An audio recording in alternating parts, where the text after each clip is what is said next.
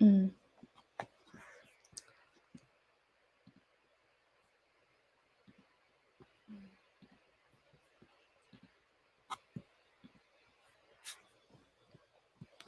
Okay, so welcome to my workshop on resume writing and internships. So before I get started, I'll just introduce myself. My name is Michael, and I'm a teen council member for DC Public Library. And this workshop is a part of a series that we're doing called Teen Tuesdays. So this Tuesday is my workshop on resume and internships. So I'll just get right into it. So just an overview of what we're going to be talking about today. So just now that was our introduction. But first I'm going to go over like what exactly is a resume. Then I'm going to get into the best practices for writing a good resume. A few examples of what a good resume looks like. And then we're going to get into what internships are, where you can find internships as a high school student, and my personal experience with internships and what has helped me, I think, get some of the ones that I've had. And then any questions. So first, I'd like to say welcome and thank you for joining this workshop. So what is a resume? So a resume is defined as a document created and used by a person to present their background, skills, and accomplishments. They usually use their resumes to land them a job, internship, or other extracurricular activities. So this can also include volunteer work. So how exactly do you write a resume? So this is basically just going over the structure of a resume, and this will be clearer once I go into the examples of what a good resume looks like. But I just wanted to break down what exactly the different parts and sections a good resume should have. So first, every resume should have a header and contact info, and that should basically just include your name, your phone number, your email address, and then if you would like to include it, if you have one, your LinkedIn profile, which a lot of employers use to get an overview of you and your education, your professional experience. And then after that, you should include a professional summary or objective. I did not mean to do that. And that basically just goes into who you are, just a 1 to 3 sentence summary of who you are, what you do, what you're looking for, and why you would be fit for that position. And you can change this based on what position you're applying to. So usually when people have different resumes, they'll keep the same every other section, but then they'll change the objective based on the job. So if they're applying to a job that is dealing with STEM or internship that's dealing with STEM, they'll change it to highlight their technical skills and their interest in STEM. But if they're applying to one that deals with fashion, they'll change it to like highlight their skills in fashion and their interest in fashion, but they'll keep the same work experience. So you kind of want to edit that objective and professional summary based on whatever internship, job, or activity you're trying to get into. And then you want to have an education section. So most jobs, internships, and activities, they require a certain level of education, whether it is high school diploma or they want you to be in a certain year in college. They want you to have a certain degree, something like that. So it's really good to include your education. And since this is geared toward high school students, it's also good to include like special courses that you're taking in high school. So if you're taking AP and honors classes, if you're taking college courses at your local community college, that would be good to include too, to show that you're challenging yourself in school. And then you want to include your work experience, of course. So this can be any internships you had in the past, any jobs you've had in the past. It doesn't matter what job. If you had a lot of jobs already, then you can kind of change it so that the jobs you put on there are related to the role that you're applying to. But if you don't have a wide list yet or a wide experience yet, then you can just include what you've done. And also, since I know some high school students haven't started working yet, you can also include your extracurricular activities and title this section extracurricular activities instead of work experience, because high school is like early on in your career, so not everybody has started working yet. And then you also can include a skills section. So this basically highlights what you're good at. They can also see that in your work experience, but this kind of like breaks down your other skills. So when it comes to skills, you want to include soft and hard skills. So soft skills are things like, good at communication, teamwork, cooperation, listening, stuff like that. But then hard skills are like, how to code in JavaScript, how to use Adobe Creative Suite, things like that, like little things that you can do. So you want to include both of those to show what you're good at, because they always look for soft skills and hard skills. Like, can you communicate and write effectively, but can you use certain software that the job might require you to use? So in this section, it's especially good to highlight tech skills, like how to use Google Drive and Microsoft Suite, because Microsoft Office, because a lot of jobs require you to use Excel and Google Suite and things like that. So that's what you can highlight there. And then this is optional. Some people include this, some people don't. But for high school students, it's definitely good to include. You can include any volunteer work you've done, because especially in high school, they usually require you to get some hours. So it's good to show that you're helping out in your community, doing things for the greater good. So a volunteer work section is also good to have.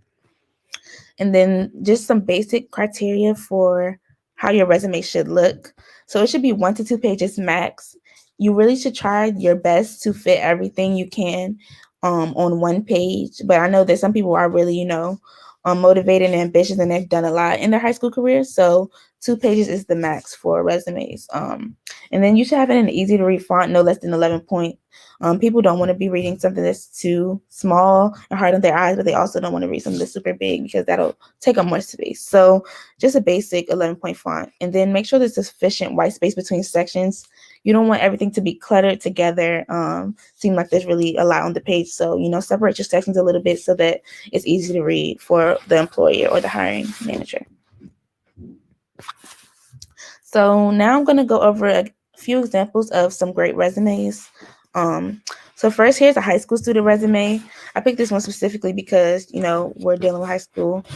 So professional resumes for when you actually start your career are a little bit different from high school resumes, since we don't have as much experience as somebody who's already well into their career would have. So you see at the top, they have their email address, their phone, their city, their state, and their LinkedIn URL or website. And right here is where your name would be. So that's like the header that I mentioned just now. So you have your contact information up there, and then your name, to just kind of introduce yourself. And then this is that objective or professional summary. So they said that they're a motivated student who demonstrates strong work ethic and creative ability. So right there, that's telling a little bit about themselves. Then they're saying why they would be good for the role. And then they're saying they're seeking to apply their graphic design skills and artistic drive. That's another instance of them explaining how they're a good applicant, and then as a summer intern at your company. So that's them like specifically explaining what they're looking to do, what role they're looking for, and like what their resume is being used for. And then the next section, they have their education. So when it comes to education, you always want to include the name of the high school, where you're located with the high school, and also your year. And then if you feel comfortable putting your GPA on your education section, you definitely can. But if you're worried about it, or you feel like it might be too low for that job, just don't include it, because it's not at all required. But if you're proud of your GPA, you can definitely include that, because that might be another thing that stands out to them. But it's definitely not required. So if you would prefer to keep that to yourself, it's totally fine, because they usually don't even ask that when it comes to internships. And then you see that they have relevant coursework. So that's what I mentioned with you can include special classes. So they included that they took AP Art, intro to graphic design, computer applications. So that will be helpful to certain companies who need, like, a graphic design intern or a tech intern. And then they also put a few honors and clubs, which you can definitely include depending on how much other information you have on your resume.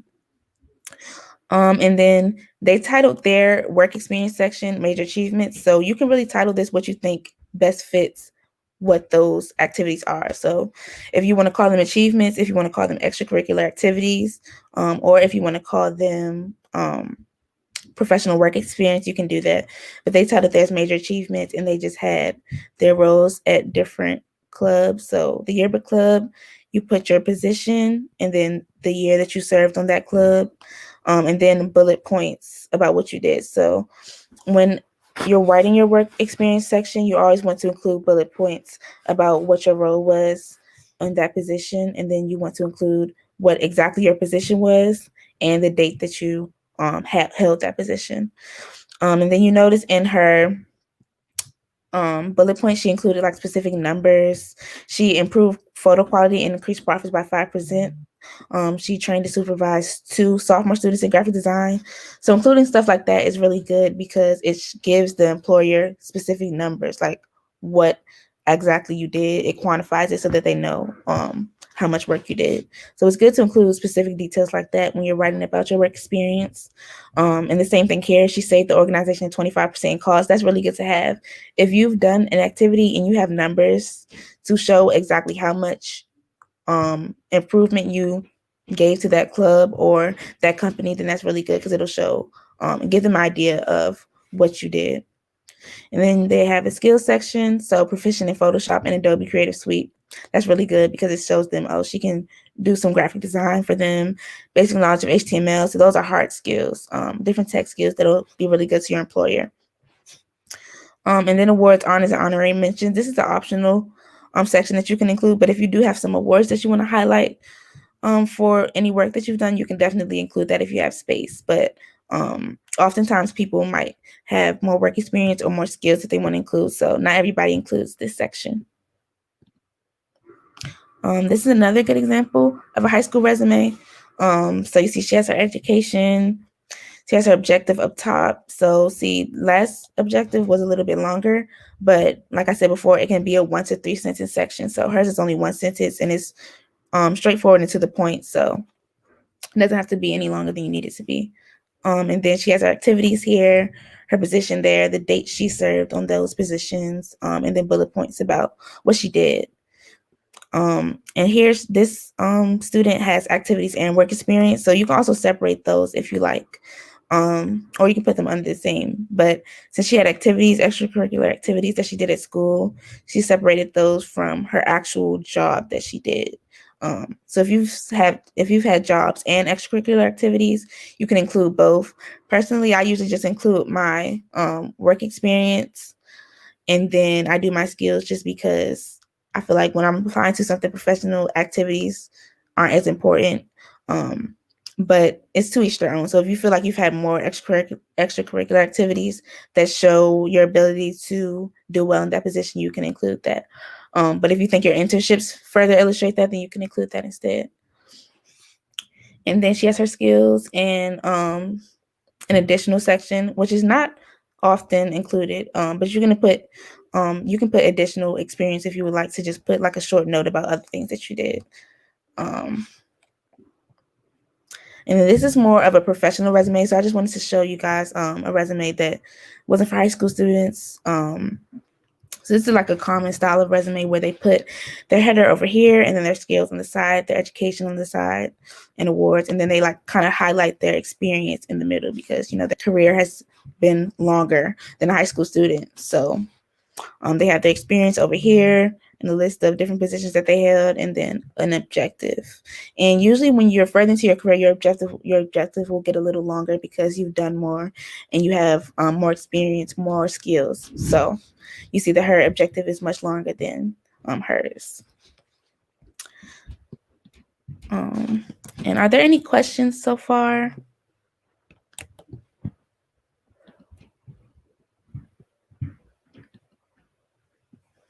Okay.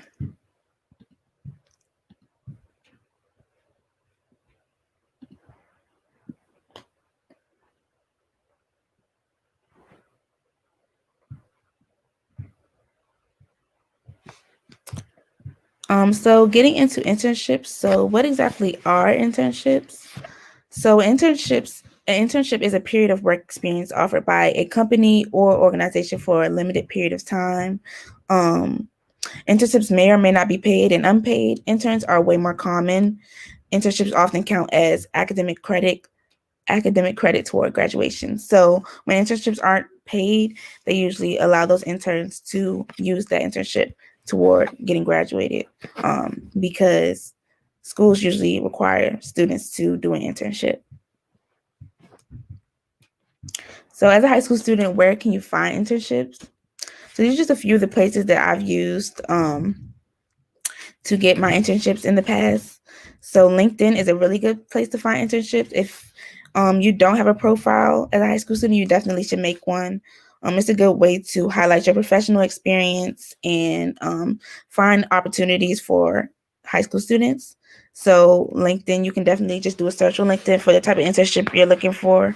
You might not always get the best results, but there's something out there usually. So if you do a good search on LinkedIn, you can probably find one, or just by following the right people, something might come across your page, your feed. So LinkedIn is a good place. AngelList is another site I've been using. So AngelList is basically a website that startups use to find employees. Um, and the good thing about startups is that they're, early stage businesses.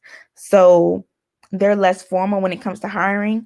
So they might not be looking for a high school student, but they're looking for help regardless. So if you have the skills and you think you have the experience to be an employee for a startup, then they're more likely to hire you just because they're looking for their first employees. They haven't hired anyone yet, so they're more willing, especially if you're willing to do it unpaid and just get more work experience and mentorship. Then startups are a really good place to look because they're just always looking for more people to help them. And then another place you can look is simply your school. Some people may not realize this, but schools have a lot of opportunities. And there are a lot of different programs going on at different high schools. So if you just ask your guidance counselor or whoever is the best point of contact at your school, they may have some opportunities for you that you didn't know about. So just make sure you ask around before looking online, because there might be some like actually in your area or some that you can do at school. And then cold emailing local labs. So if you're interested in STEM, specifically science, a really good idea is to cold email some labs at colleges nearby or just science labs nearby, because there are some professors who are willing to work with high school students, and this wouldn't be a paid thing. It would just be an unpaid internship, but it looks really good on your college applications and your resume in general. So if you're interested in STEM, a good place to look is local colleges and local labs. And then, of course, Google is a really good way to find internships. You'd be surprised at how much you can find by just looking up high school internships. Sometimes you have to dive deep into different websites, but there's still a lot of high school internships available on Google Jobs. So definitely try Google if all else fails. And then the last place I recommend is youth organizations. So if anyone here would like me to share with them some youth organizations that they can go to who are always posting opportunities, I can definitely do that, because I'm a part of a few who share opportunities from other organizations. So it's kind of like just a mass of resources. So if you would like to be invited to those Slack groups, just let me know and I can give you a way to find more internships, because there are always opportunities with other youth organizations, and those will definitely look good on your college applications because they're more so community service activities. Then I'm just gonna talk about my experience with internships and any last tips I have. So when it comes to me, I found a lot of internships on AngelList because startups, like I said, they're always looking for new employees, especially if you're willing to do it unpaid, because they don't have that big of a budget anyway. So startups are a really good place to look. I found 3 internships with startups, and they've been really good. And startups are really good to get internships with, because if you're their first employee, they'll be more likely to keep you on after the internship. Like, an internship doesn't have to be a limited period of time if they really like what you do. So it's good to apply to startups, because they'll have more of a relationship with you after you've been their first employee, and they'll trust you more. So startups are a good place to look. And I've also found quite a few on LinkedIn. So I suggest everybody go make a LinkedIn profile if you haven't already, because there are a lot of opportunities on there. It might seem kind of confusing at first because you have to follow people to kind of see things, but once you get the hang of it, there's a lot of opportunities on there. And even if you're not looking for internships on there, you can find almost any professional that you need. So if you need to talk to somebody at a certain college that you want to go to, or you have questions about a certain college that you want to go to, LinkedIn is a really good place to look, because there are a lot of students on there who will be willing to give you advice and give you insight into what a certain college is like. So that's kind of been my experience. I've really found it successful to work with startups. And yeah, so Any questions? That's kind of all that I have. Is there any questions?